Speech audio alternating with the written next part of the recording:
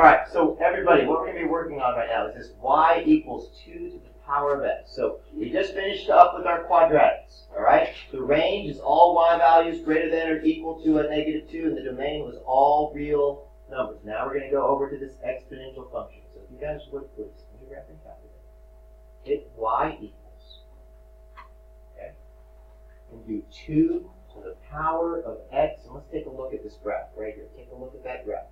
So hit y equals, I'll do it one more time, do 2 to the power of x. You can rewind this and watch this as many times as you want so you know how to use the graphing calculator. Graph it, that's what we're going to do. Now we're going to check our table. All right, and here's the points that I actually want you to use on the table. I want you to go from -1, okay, all the way down to the number 3. And I'll explain to you how the graphing calculator is getting those points. We're going to plot these points. Let's go over to our graph. Okay, go back. Oh, go over. Go. Take a screenshot. Go to the right. Okay, so here is our table. Now, what did I tell you guys I wanted you to start with? -1, then 0, then 1, then 2, then 3. So let me explain to you what's happening here. All right, we're finding the y value for when x is a -1. We're going to be finding the y value when x is a 0. We're going to find the y value when x is a 1. We're going to find the y value when x is a 2. And we're going to find the y value when x is a 3. Now our function is y equals 2 to the power of x. So all I've done is literally for x, plug in a -1, a 0, a 1, a 2, and a 3. That's what the calculator is doing for you. So let's go over here and let's start with this one right here. Something you guys need to know about anything raised to the power of 0. All right? This number raised to the power of 0 is going to equal a 1. Okay? Any number raised to the power of 0 other than 0 is 1. You can type in any number that you want. All right? You don't believe me? Would you guys like to have this in your bank account? Oh yeah, right? Okay, now look, watch this. Raise that to the power of 0, and now you're back to 1. All right? So, then here's the good news. What if you owed somebody this amount? That's bad, right? But watch this. If you raise that to the power of 0, look what you're back to. 1. So any number other than 0, you can't do 0 to the power of 0. That's it. Oh! Oh, hold on. All right, we'll go back to this. So we can't do 0 to the power of 0. But everything else, what do we know? Anything to the power of 0 is going to be a 1. Now what's 2 to the first equal to? 2. And what's 2 times 2 equal to? 4. And 2 times 2 times 2 is 8. Because 2 times 2 is 4 times 2 is 8. You were doing 2 times 3. Remember, our power is telling you how many times it's being multiplied to itself. Okay? Now, everybody, this actually means 1 over 2, which equals 0.5. So here's what I want you to do. -1, you're gonna graph a half. At 0, you're gonna plot a 1. At 1, you're gonna plot a 2. At 2, you're gonna plot a 4, and at 3, you're gonna plot an 8. So if you would please go ahead and graph those. So we're gonna graph it right now. -1 is at a half. 0 is at a 1. 1 is all the way up here at a 2. 2 is at a 4. And 3 jumps all the way up to 8. So if we connect these, you can kind of see. Here's what's happening. Now, something I want you to try to attempt to do. Notice right here, what I'm going to try to attempt to do is this is getting closer and closer. That's not a very good job. I'm trying to get closer to 0, but I can't quite touch it. It's going really, really, really, really close to 0. So technically, this graph will never hit 0, but it will be very, very, very close to it. It's getting closer and closer to where the y value is equal to 0, right here along the x-axis. So go ahead and graph it.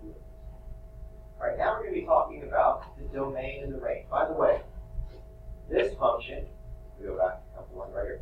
This is what's referred to as a quadratic function. Okay, quadratic functions, they make parabolas. Okay, that's a parabola. not. This right here is not a quadratic. This is referred to as an exponential function. So you can label it. This is exponential. In Algebra 1, you're going to be responsible for three basic functions.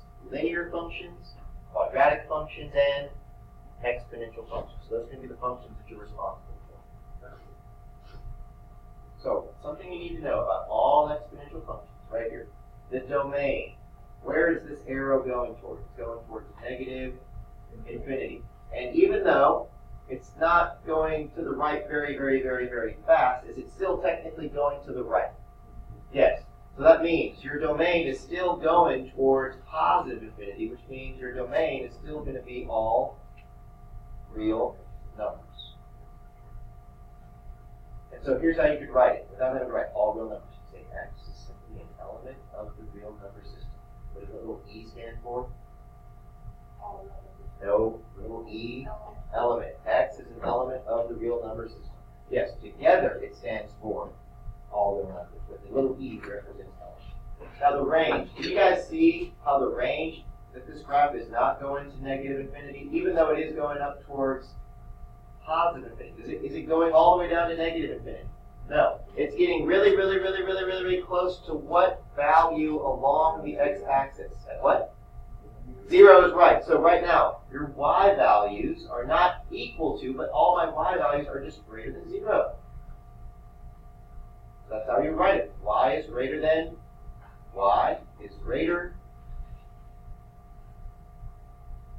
0. So all of my y values are greater than 0. How would you write it in set notation? Here's how it would be written. The set of all y values such that y is greater than 0 and y is still an element of the real number system. So that's how you would write it in what's called set notation. Okay. All right. Now we're going to go back down. Hopefully you have it back down. Okay. Here we go. We have some. It says, what does it say? Plot the set of points. Okay. So we're going to identify the domain and the range. We're going to determine if it is a function and tell y.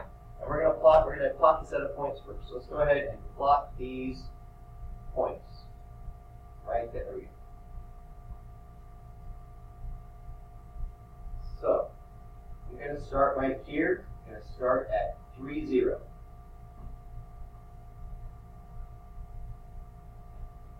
Then we're going to go to -2 and a +1. So what does that mean? I have to go 2 units to the left and then what? Up 1. Good. All right. Here we go. Great. Tell me how to plot this point. How far am I going left and right? You're right. How far am I going up or down? 6 down. There's 0, -6. So, Sure. what you got? Tell me what to do with this one. 100 on 3. Nope. I mean, say 0 and go to the left.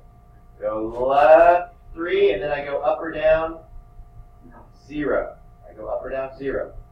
All right, Leslie, help me out with this one here. Tell me what to do. Yep. Then. Good, right there. Okay. All right, Alex, tell me what to do here.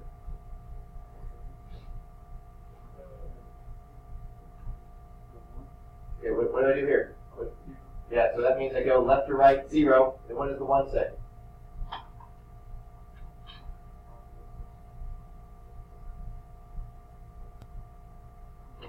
That's right, go up 1. Very good. Okay? All right? All right, Carly, what are we going to do here? 5, 3. To the right 5. Okay. Up 3. Here we go. Abigail, help me out.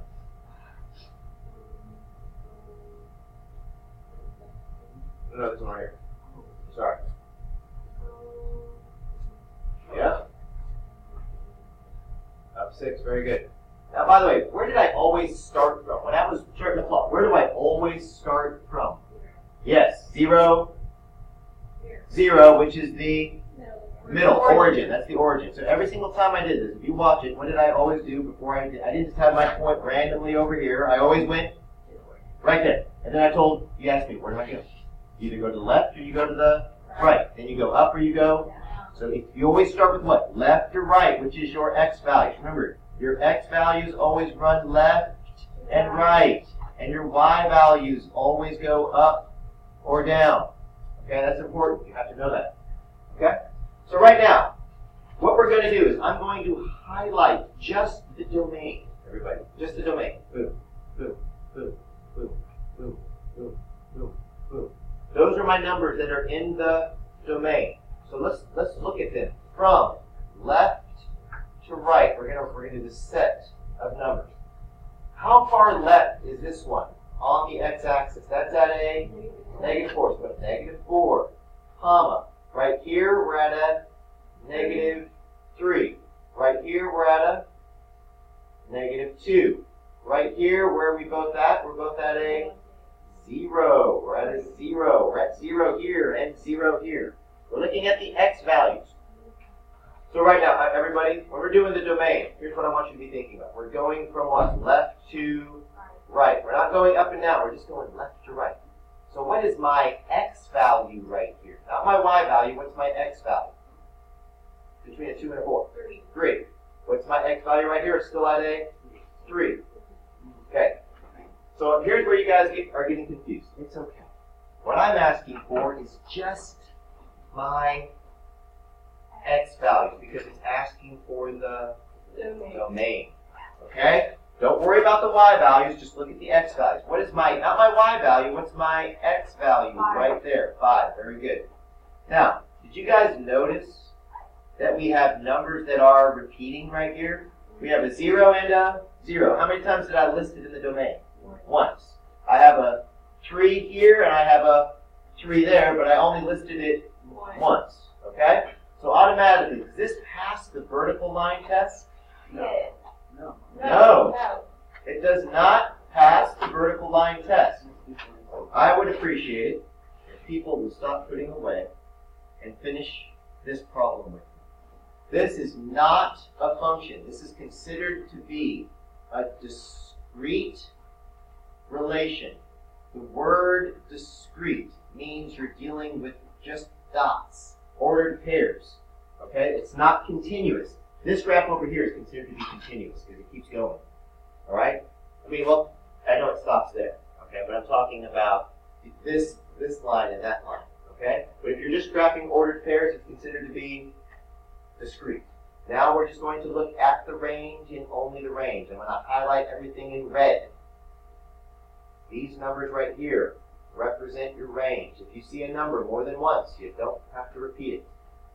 Trust me, it's only going to take 30 seconds. You're not going to get late to your next class. All right? So right here, the lowest point, it's kind of hard to see, but the lowest point right here is at a -6. Right here, it gets all the way up to a -2 right here. Right here, both of these points are both at 0. Okay? Both of these points are at a 1. And this point right here is all the way up at a 3. And this point right here is all the way up to a 6. Okay? So look, even though you have 2 1s, right, and you have 2 0s, you don't have to repeat it. That's the domain and that's the range. All right, we have one more problem to do right here. We have a graph, and we have to talk about the domain and the range of this graph. So the first thing you're going to do, you're going to draw an arrow from left to right representing the domain. So when a graph is being created, the domain is how far the graph is going from left to right. So it looks like it stops right here, and it finishes right about here. So you have to ask yourself, what is the minimum and what is the maximum that it gets to? All right?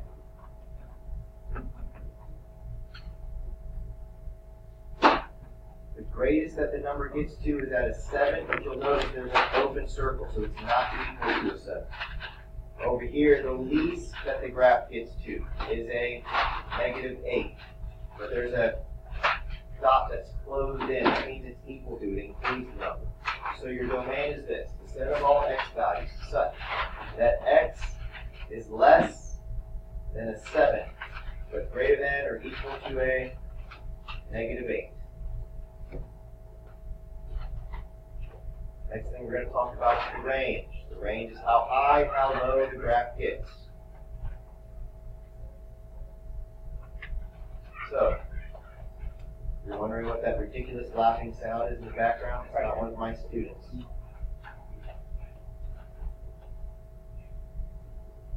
That's Mr. Laughing, I didn't even know that we have classes going on. So, right now, the range, everybody, is how high and how low this function is getting. It gets all the way up to a 9. And all the way down, if you look right here, this is actually at a -6. It's all the way down to a -6. So all of my y values are less than or equal to a 9 and greater than a -6.